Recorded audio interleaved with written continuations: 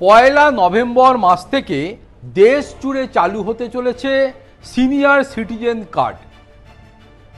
7টি সুবিধা এবার থেকে পেতে চলেছেন বা পাওয়ার ব্যবস্থা করা হয়েছে কেন্দ্রীয় সরকারের পক্ষ থেকে।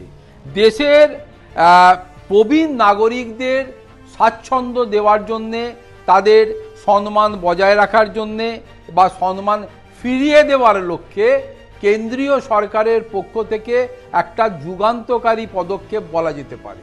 দেশের সমস্ত প্রবীণ নাগরিকদেরকে এই ফ্যাসিলিটির আন্ডারে নিয়ে আসা হবে। কি কি ফ্যাসিলিটি? এই সিনিয়র সিটিজেন কার্ড 2025 কার্ড প্রত্যেকটি সিনিয়র সিটিজেনের হাতে চলে যাবার পর সেখানে প্রবীণ নাগরিকদের জন্য অত্যাবশ্যক সুবিধা 7টি পরিষেবা সেটা কিন্তু তাদের হাতে তুলে দেওয়া হবে। যেমন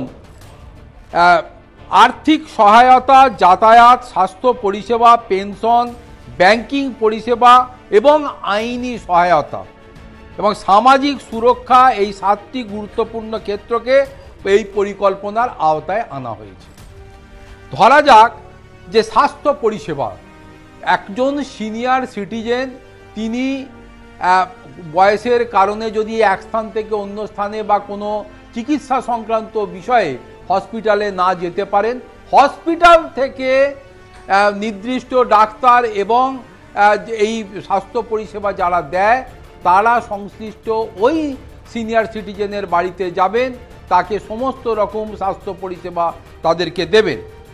আর্থিক সহায়তা, যদি কোনোভাবে আর্থিক দিক থেকে তারা পিছিয়ে পড়েন তাহলে ব্যাংকের কাছ থেকে সিনিয়র সিটিজেনের ওই সংশ্লিষ্ট কার্ডটির মাধ্যমে তারা আর্থিক সহায়তা পাবেন।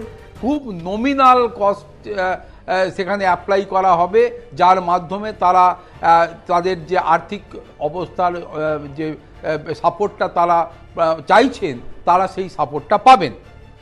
আইনি সহায়তা, ধরা যাক কোনো সিনিয়র সিটিজেন কোনোভাবে কোনো প্রতারিত হলেন বা কোনো বিষয়ে তার আইনি সহায়তার প্রয়োজন রয়েছে কিন্তু সেটা তিনি করতে পারছেন না, এক্ষেত্রেও ওই সংশ্লিষ্ট সিনিয়র সিটিজেন বা ওই ব্যক্তি তিনি আইনি সহায়তা পাবেন। তার জন্যে সমস্ত ব্যবস্থাটি করা থাকবে এবং আইনি পরিষেবা শুধুমাত্র যে তিনি পাবেন তা নয়, কোর্টেও মুভ করার ক্ষেত্রেও তিনি এই সুবিধা ভোগ করবেন।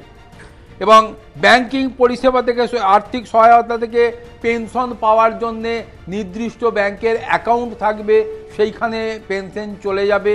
ফলে এই টোটাল যে বিষয়টা, এই প্রবীণ নাগরিকরা কিন্তু অনলাইন পরিষেবা তারা পাবেন, এমনকি ট্রিটমেন্টের ক্ষেত্রেও তারা অনলাইন পরিষেবা পাবেন।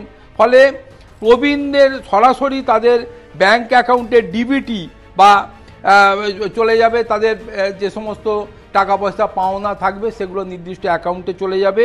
Senior citizen savings scheme, SC, SS এবং পিএম ব্যয় বন্দনা যোজনার মাধ্যমে সুদের হার বৃদ্ধি করা হয়েছে, অর্থাৎ তাদেরকে যাতে আর্থিকভাবে সাপোর্ট দেওয়া যায় সেই লক্ষ্যে ওই সংশ্লিষ্ট সিনিয়র সিটিজেনের সুদের হারেরও পরিবর্তন করা হয়েছে, তারা বেশি সুবিধা পাবেন। এমনকি ভ্রমণের ক্ষেত্রে রেল, বাস, এয়ারলাইন্সে প্রবীণ নাগরিকরা যদি ট্রাভেল করতে চান সেখান থেকে 30 থেকে 50% পর্যন্ত তারা আগামী দিনে ছাড় পেতে চলেছেন।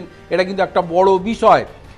পাশাপাশি বলা ভালো যে এটা শুধুমাত্র যে শহরাঞ্চলের ক্ষেত্রে নয়, দেশের সর্বত্র প্রতিটি কর্নারে, জেলার প্রত্যন্ত অঞ্চলের যে সমস্ত সিনিয়র সিটিজেন রয়েছে তারাও এই প্রবীণ নাগরিক হিসাবে জীবনের সম্মান, নিরাপত্তা সুবিধা পাবেন। এবং এটা মনে করা হচ্ছে, দেশের রাজনৈতিক মহলের ধারণা যে এই